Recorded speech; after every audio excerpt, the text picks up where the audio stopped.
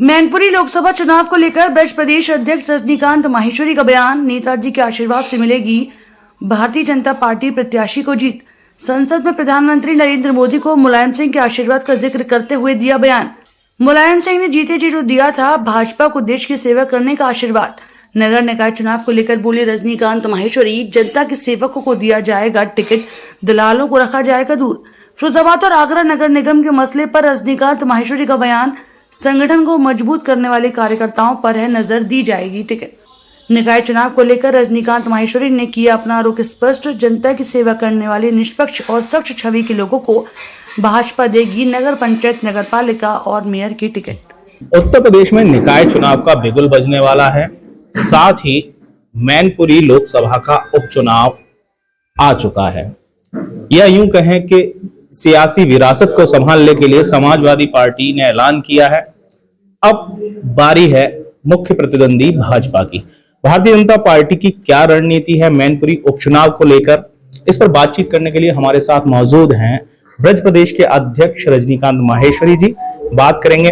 मेरा पहला सवाल आपसे, मैनपुरी लोकसभा का जो चुनाव होना है मुलायम सिंह जी के निधन के बाद, भारतीय जनता पार्टी अब वहां कैसे देखती है? क्योंकि सपा की विरासत का सवाल है, डिंपल यादव वहां मैदान में है, कैसा प्रत्याशी उतारने वाले हैं?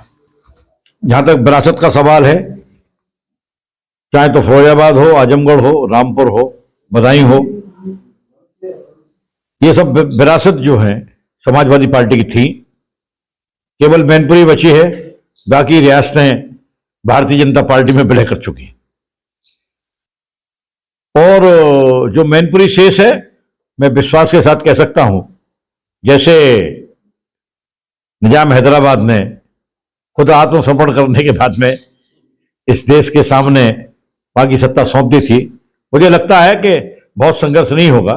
संघर्ष तो होगा, लेकिन उस संघर्ष में विजय भारतीय जनता पार्टी की होगी और मैनपुरी की सीट हम जीतेंगे। आपने कहा कि निजाम हैदराबाद ने सरेंडर कर दिया, आत्मसमर्पण। लगता है अखिलेश यादव डिंपल को उतार रहे हैं। वहां पे परंपरागत सीट रही है मुलायम सिंह यादव की, और कहा जाता है कि राजनीति मुलायम सिंह यादव की जो है वहीं से शुरू होती है। पहला चुनाव वो शिकोहाबाद से लड़े थे, उसके बाद मैनपुरी उनका एक लोकसभा क्षेत्र रहा। क्योंकि मुलायम सिंह के जाने के बाद कहीं ना कहीं एक जो कहा जाए सिंपैथी बतौर भी कहीं ना कहीं जो वोटर होगा वो मुलायम सिंह की तरफ, जो डिंपल यादव है उनकी तरफ रुख करेगा। जहां तक सहानुभूति की बात है, सहानुभूति तो हमने लोकसभा में देखी है। पिछले चुनाव में, चुनाव से पूर्व 2019 में माननीय मुलायम सिंह जी ने कहा था संसद में कि मोदी जी आप पुनः प्रधानमंत्री बने और इस संसद की सेवा करें और आपके सारे साथी जीत कर आए, ये मेरा आशीर्वाद है।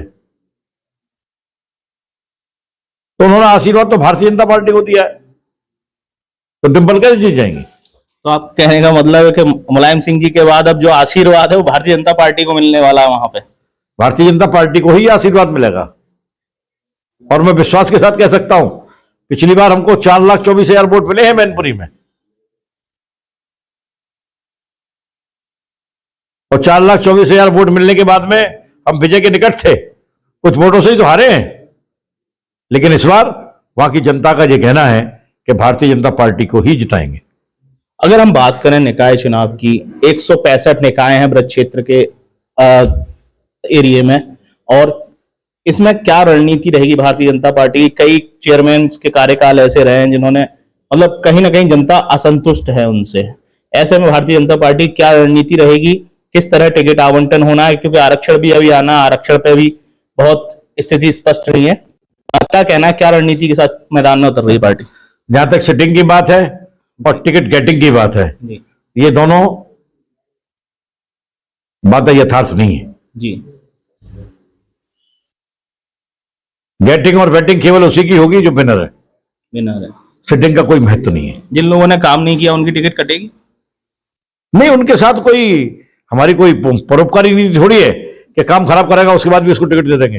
अरे जिसने काम नहीं किया वो आउट, जो काम करने वाला उसको टिकट देंगे, जो संघर्ष करने वाला है समाज के लिए उसको टिकट देंगे।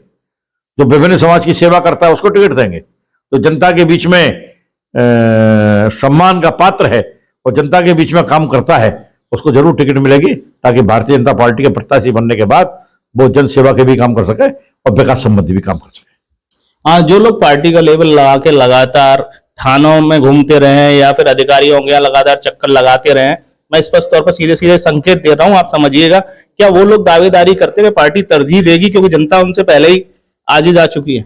नहीं, जो थाने के चक्कर लगाते हैं या थाने की दलाली करते हैं या बड़े नेताओं के इर्द-गिर्द घूमते हैं, ऐसा सपा और बसपा और कांग्रेस में होता है, भाजपा में नहीं होता।